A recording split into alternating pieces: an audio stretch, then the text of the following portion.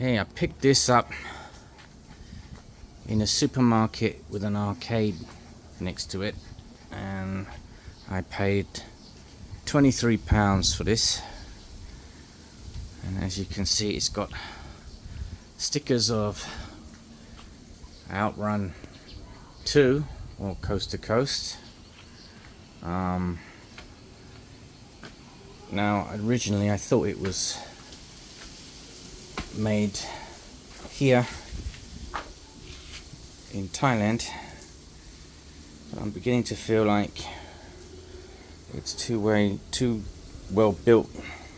There's a lot of metal in this, and usually when Thais make cabinets they use a lot more wood. I mean, all of this is metal. Okay, so for 23 quid, the owner said he took the monitor, he wanted the monitor, and he was having trouble with the cabinet. I've been looking at it every time I went shopping, seeing it had an out of order sticker on it, on and off for about a few months. So then I offered the guy, did he want to sell it? And he wanted to just get rid of it for 1,000 baht, which is 23 quid, 23 pounds. So things I have to do. Let's have a look. I need to remove all these stickers. I've already done a Photoshop mock-up of what I want to do. Also I want to get rid of this spoiler thing at the back. Again, this is all, it's made out of thick acrylic. That's metal. And some of these, I might keep these but take these stickers off and maybe spray that a different colour and get a sticker put along there. You'll see by the mock-ups what I made. But this back spoiler set assembly is gonna go. Even my youngest boy said it doesn't look good, that needs to go, which I agree. Now the reason it also makes me feel like that this is a proper cabinet is this thing here. I just watched a video. This is going to be heavy. I can't even lift it, so I'll have to look at that later. Where he had a Sega Rally cabinet, and it had that thing on it to lift up the back of this seat to get underneath it. I think there's some screws to do there as well. So does look like there's a hinge on the back. So this probably does all tip up. I'll have to look at that later. Okay, so remove all the stickers because they are gone.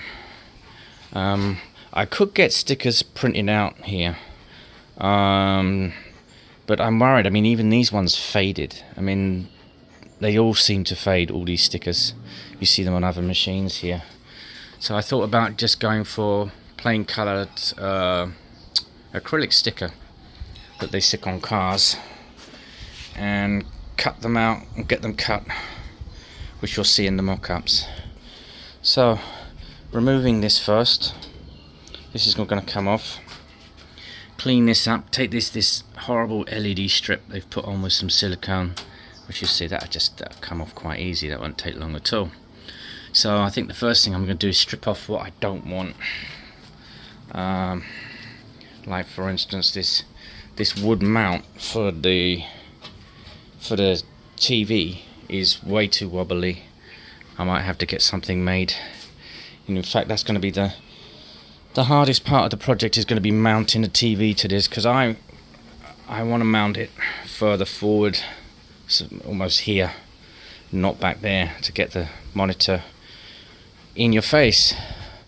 All this bodywork needs stripping and repainting, and then as you say, this is metal. This looks like plastic or polyester, fiberglass, sorry, don't know which one it is, I have to look. That I'm going to have to cut away. I've got a I think that's a G25 or G27 Logitech steering wheel and gear stick to go in, and pedals, because those pedals will have to come out as well. I want to keep this as a gear shift, so I don't know if I'm going to actually use the the Logitech gear stick. So it never really worked because I bought it.